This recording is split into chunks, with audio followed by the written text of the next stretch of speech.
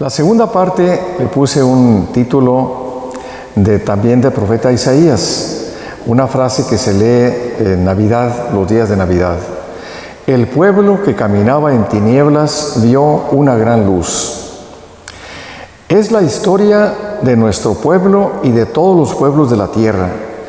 Caminar en un mundo y atravesar zonas de tinieblas, en la oscuridad de la mente y del corazón, hasta que una luz comienza a brillar. A los que vivían en sombra de muerte, una luz brillante los cubrió. La pregunta que brota espontánea es: ¿cómo es que ha continuado la presencia de la oscuridad a lo largo de los siglos, si Dios ha hecho hasta lo último para guiarnos con su luz? La situación de oscuridad en la que el hombre se encuentra con tanta frecuencia le impide conocer a Dios, a sí mismo y el propio futuro. Todavía el profeta Isaías, en otra página señalada por la simbología de la luz y la tiniebla, pronuncia la exhortación: álzate, revístete de luz, porque viene tu luz, la gloria del Señor brilla sobre ti. Nos nace espontáneamente la pregunta, como a María: ¿cómo sucederá esto en un mundo sacudido por guerras y discordias? Cuando llegó la plenitud de los tiempos, dice Pablo, la carta a los Gálatas, envió Dios a su Hijo nacido de mujer. El mismo Pablo añadirá en otra carta, la carta a Tito: se manifestaron la bondad de Dios nuestro Salvador y su amor por los hombres. Es decir, aquella actitud de misericordia benévola y gratuita con la que Dios nos ama primero. El cardenal Martini, a propósito de estos temas, dice: demasiado poco somos capaces de amar. En cambio, el don del amor que Dios gratuitamente nos da, amándonos primero, nos coloca en la luz y en la alegría. Nos da el coraje de caminar y de resistir en las situaciones difíciles.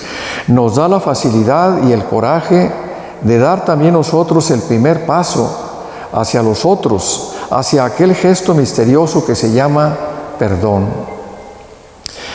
Para nuestra sorpresa, en todo el Nuevo Testamento solamente hay dos autores que se interesaron por el nacimiento y la infancia de Jesús: Mateo y Lucas, que escriben los textos famosos conocidos como relatos de la infancia. Reflexionando sobre la vida de Jesús, los cristianos encontraron que los momentos más importantes de esta existencia de Jesús, la resurrección, el bautismo y la concepción, clarificaban de modo particular quién era Él: el Rey mesiánico y consagrado de la casa de David, el Hijo único de Dios por medio del Espíritu Santo.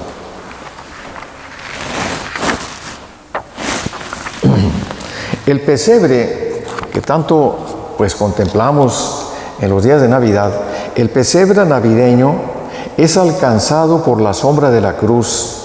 ¿Por qué?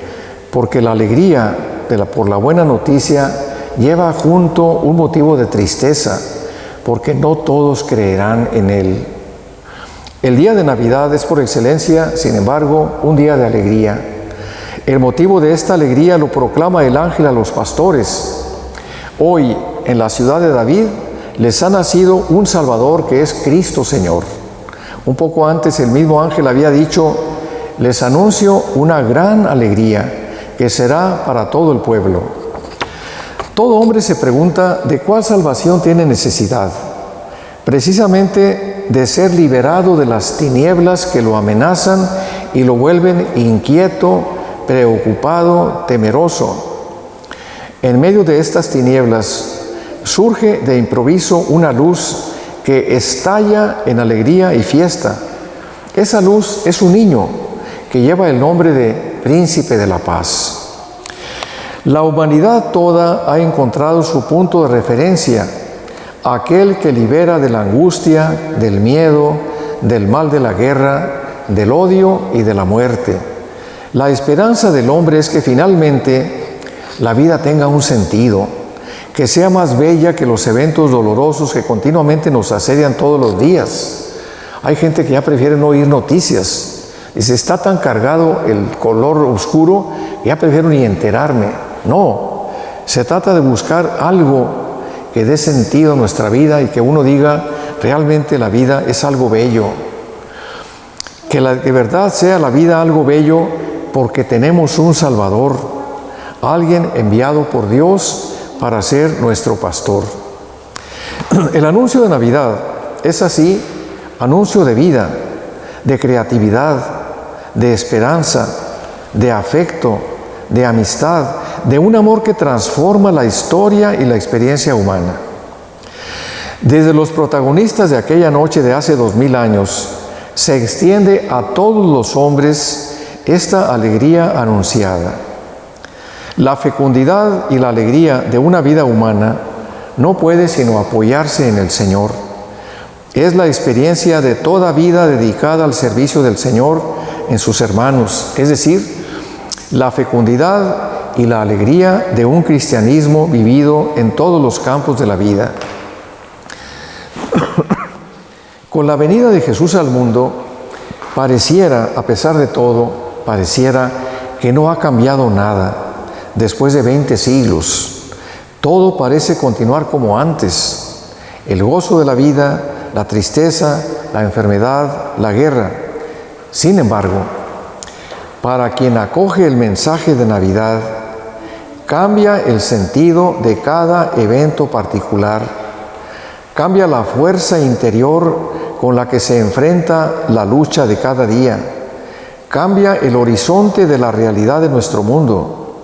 Jesús, si es acogido en el corazón, desde luego que cambia todo, el sentido del trabajo, del sacrificio de cada día, de la entrega a los demás, del esfuerzo por mejorar el mundo. Por eso quien dice, bueno, al final todos llegamos a Dios, da lo mismo vivir con o sin Jesús. No, no da lo mismo. El que recibe a Jesús tiene una luz nueva que lo ayuda de veras a ver todas las cosas nuevas, diferentes, y recibe ese coraje para enfrentar la vida de una manera más optimista. Por eso, la alegría de la Navidad no está ligada solo a un evento del pasado, de Belén de hace 2000 años. No, está relacionada con el hoy de la salvación de Dios, que comprende todos los tiempos, el pasado, el presente y el futuro. No podemos pues considerar aislada la noche de Navidad, sino como el inicio de un itinerario, el de la revelación de Dios que se enamoró de nuestra humanidad y que va a comprender hasta la Pascua de Resurrección. ¿Cómo es posible si el Evangelio de San Juan dice, a Dios nadie lo ha visto nunca? ¿No será demasiada audacia, uno se pregunta, una temeridad que uno se ponga a hablar sobre Dios? Tal vez así hubiera sido si no fuera el mismo Dios el que tuvo la ocurrencia de revestirse de una carne como la nuestra. Y así, un día apareció en nuestra historia como uno de nosotros. ¿Quién lo hubiera creído? Un autor llama a la Navidad el comienzo de la gran locura. Solo a Dios se le pudo ocurrir un proyecto así. Difícil de aceptar que Dios haya querido rebajarse tanto y desafiar los modelos del mundo que ve en el poder y en la riqueza la importancia de una persona. Tanto vales cuanto tengas, dice el dogma del mundo. Basta reflexionar un poco para atisbar, asomarse al hecho extraordinario de la encarnación, que haya decidido despojarse de sí mismo, como dice la carta a los Filipenses, el cual, Cristo, siendo de condición divina, no reivindicó su derecho a ser tratado igual a Dios, sino que se despojó de sí mismo tomando condición de esclavo.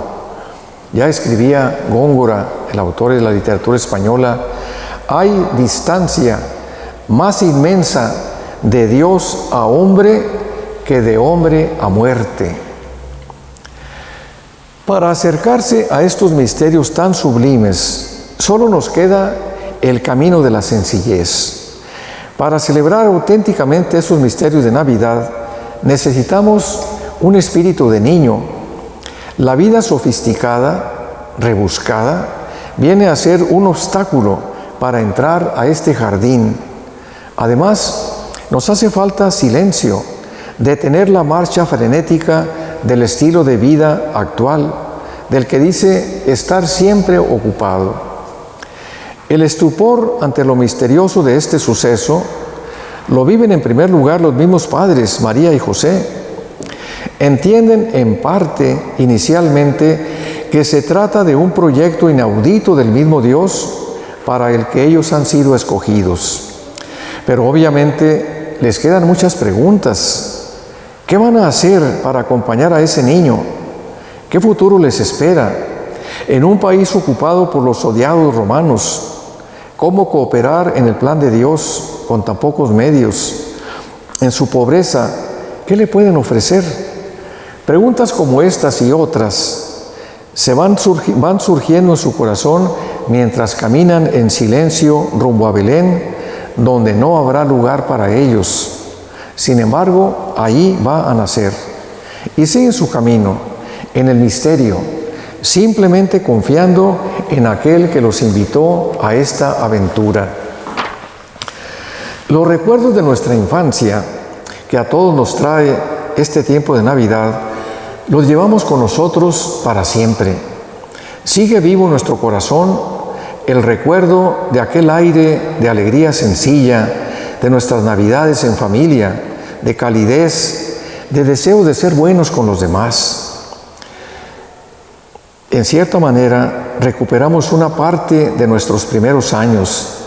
Revive en nosotros el niño que todos traemos dentro, y la dureza de adulto es dejada a un lado. Ciertamente, estos sentimientos deberían ser conservados en nuestro corazón. Pero también es cierto que ya es hora de ir más allá de las fiestas de sabor a chocolate, de lucecitas, de colores y cantos navideños, y tratar de tocar, San Ignacio diría, de oír, sentir, oler la dura realidad de aquella familia que después de sentir el rechazo tuvo que hacer descansar a su recién nacido en un pesebre. ¿Qué podrían recibir fuera de su casa siendo tan pobres? Como canta el villancico italiano, a te che sei nel mondo il suo creatore, mancano pane e fuoco, oh mio Signore. A ti que eres el autor del mundo, te faltan el pan y el fuego, el calor, oh Señor mío. Un villancico que canta toda Italia, se lo saben. Tu scendi dalle stelle, es un villancico muy bonito. Esperaríamos tal vez algo misterioso, algo milagroso, que acompañara y volviera más humano este momento. No dejar ahí a aquella familia, simplemente ahí como abandonada. Tal vez uno diría, alguna visita de ángeles, algunas luces, algo de calor, y por qué no, de alimento. Pero nada, no sucede aparentemente nada extraordinario. Y sin embargo, está aconteciendo el suceso central de la historia de la humanidad, expresado en aquella frase sencilla y profundamente solemne del prólogo de San Juan: el Verbo se hizo carne y vino a acampar entre nosotros. Solo lo acompañan el frío del invierno, las carencias típicas de una familia pobre que está de viaje fuera de su casa y el silencio de la noche. Es muy difícil no sentir nada. Aun los que se dicen no creyentes, uno se pregunta, ¿de veras no sentirá nada ante este recién nacido? Ninguna visita inesperada, desde luego ningún personaje importante. ¿Quién se iba a molestar en ir a buscar en un lugar tan humilde? Hasta que aparecen unos pastores, gente indeseable y de mala fama en esos tiempos de Israel. Aparecen como los pobres, sin hacer ruido.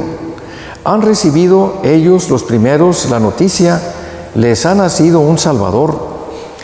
Entre el susto y el asombro, permanecen ahí en silencio, en señal de adoración. Se sienten indignos de lo que están viviendo, sin entender casi nada.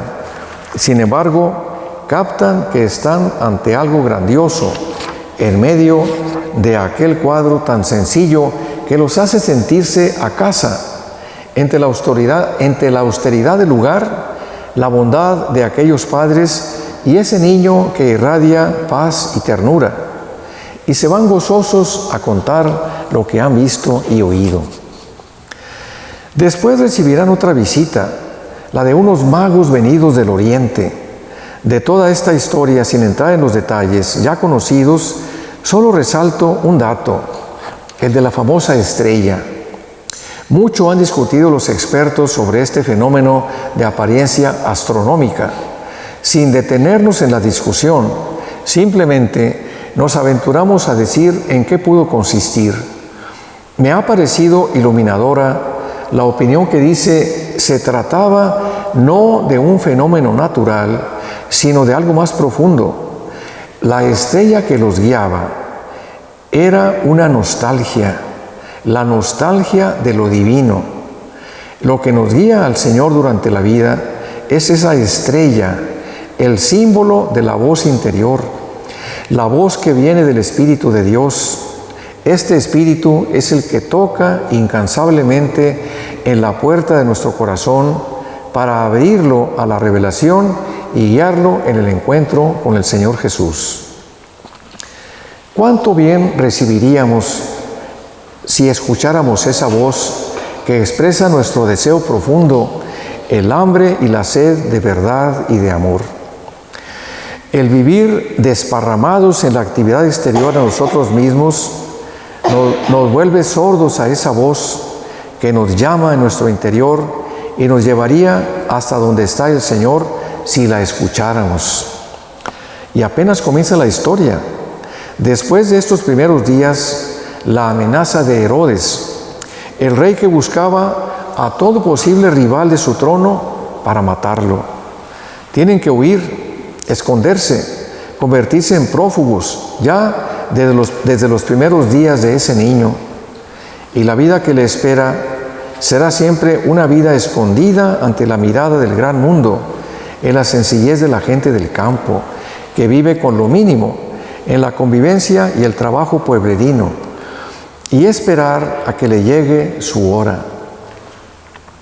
El dar lugar a Jesús, que es el secreto de la salvación del hombre, puede ser confrontado con la impaciencia y la prisa que ha venido a dominar nuestras relaciones humanas, la agresividad, la escasa acogida, el mal humor, el consumismo han llegado a nuestras familias para dictarnos una manera de vivir que va prevaleciendo.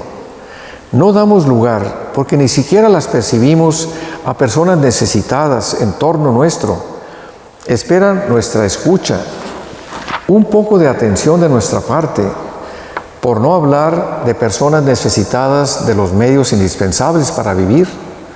Y esto nos sucede porque tampoco damos lugar a la reflexión personal, a la contemplación silenciosa del misterio de Dios y en estos días a la contemplación silenciosa del nacimiento, el misterio de Navidad. Así Jesús, desde el principio de su vida entre nosotros, entra en contacto con la realidad oscura de la existencia humana, lejos del aplauso, de una acogida de benevolencia, encuentra la frialdad y el rechazo porque vino a los suyos, pero los suyos no lo recibieron. Y todo esto porque, aunque parezca increíble, los hombres hemos preferido las tinieblas a la luz. Así se explica que hayan sucedido los crímenes en todos los órdenes, las aberraciones sociales, de guerras, discriminaciones, violencias, abusos, corrupción en todos los ámbitos. Quizá las tinieblas más aterradoras son las que han venido a ser una cultura, una mentalidad, un sentir colectivo que, habiendo perdido el sentido de los valores auténticos, de tal manera está dominado por la oscuridad que no encuentra la fuerza para reaccionar y desenmascarar sus propios errores. Es la tiniebla de quien perdió el sentido de la existencia, el no saber para qué estamos en esta tierra, cuál es el sentido de la vida y de la muerte. Se apagó la esperanza de una vida futura. No es pues solo la referencia a la fiesta de la noche de Navidad, sino a la vida humana toda. Tenemos la tarea inmensa de reconstruir el horizonte de nuestra vida, en la fe y en la esperanza, para rehacer el tan maltratado tejido social, para que resurja una humanidad nueva en el amor. Para esto nace Jesús, para los que creen y para los que dicen no creer. El Evangelio pone en el centro de todo lo que es pequeño, solitario, pobre, débil, rechazado, marginado. Del niño Jesús aprendemos que Dios no es solo grandeza, sino también misteriosamente pequeñez. Dios no es solo grandioso, potente, extraordinario, sino que acepta el último lugar, un pesebre donde jamás sería colocado un humano. Así, la humildad absoluta de Jesús en el pesebre revela aspectos desconocidos de Dios, su capacidad de estar en lo pequeño, de darse a nosotros sin reserva. Por eso, la Navidad es la fiesta de las paradojas. En la humillación de su Hijo, Dios revela su gloria. En la debilidad del Hijo, revela su potencia. Vamos a terminar ya, 4 minutos más para que no se cansen tanto. En este mundo nuestro, duro y violento, nos parecería obvio que en el momento en que Dios se manifestara, debería asumir el rostro de un juez severo o de un soberano indignado que viene a infligir el castigo merecido a una humanidad malvada. En cambio, la Navidad proclama lo contrario. Dios revela su amor generoso, gratuito, perdonándonos, mandándonos lo mejor que tiene en la debilidad y ternura de un niño indefenso, que es capaz de decir a cada uno: te amo, te perdono, eres importante para mí, tengo necesidad de ti. Navidad se manifiesta como una fiesta anticonsumística, una celebración que alcanza su sentido en la humildad y en la bondad. ¿A qué invita? ¿Qué nos provoca la pobreza de este niño desde su nacimiento? Nos invita a ponernos del lado de los pobres, en una sociedad que no los favorece, sino todo lo contrario. El fruto de la contemplación del nacimiento debe impulsar al cristiano a un modo de ser, a una mentalidad, a un modo de obrar que afectan o deberían afectar sus relaciones sociales, culturales y políticas, que lo llevan a actuar decididamente a favor de los pobres. Quizá no sea este el momento de definir acciones concretas para revisar nuestra opción o preferencia por los pobres, pero sí de dedicar una atención especial, precisamente inspirados por la fiesta de Navidad, en una fiesta que en el fondo critica fuertemente a una sociedad consumista tan marcada por el egoísmo. Dentro de esa sociedad estamos nosotros, que nos sentimos cuestionados en nuestro estilo de vivir, si nos acerca o nos hace extraños a este mundo de los que más sufren. Agradecemos lo que tenemos, sin duda, pero no podemos dejar de cuestionarnos acerca de nuestra manera de vivir en relación con nuestros prójimos. La Navidad llega a nosotros con un mensaje exigente. Nos pide un nuevo estilo de vida que invita a construir una sociedad alternativa, una comunidad diversa, en la que las relaciones no sean ya de competitividad o de conflicto, sino de caridad auténtica, de perdón, de amor, fundadas en el Evangelio. Navidad ofrece la alternativa de Belén con el milagro de la paz. Es arriesgarse a vencer el mal con el bien. Con la Navidad comienza el camino de la recomposición de nuestra humanidad herida. El Hijo de Dios entra en la oscuridad del mundo, de nuestras ruinas interiores y exteriores, para rehacer la unidad entre Dios y el hombre, la unidad en el interior de cada hombre y mujer, en el interior de la misma comunidad humana para reducir nuestras divisiones. En esta Navidad, confiamos nuestras necesidades a María, la Madre de Jesús. Ella, en un silencio adorante, contempla el rostro de todos los hombres y mujeres de la tierra, especialmente de los que más sufren, y por eso comprende y se apiada de nuestra pobre realidad. Que sea ella nuestra inspiración y ayuda en esta difícil e importante misión de sanar y reconstruir nuestro mundo. Muchas gracias. Hasta aquí le llegamos.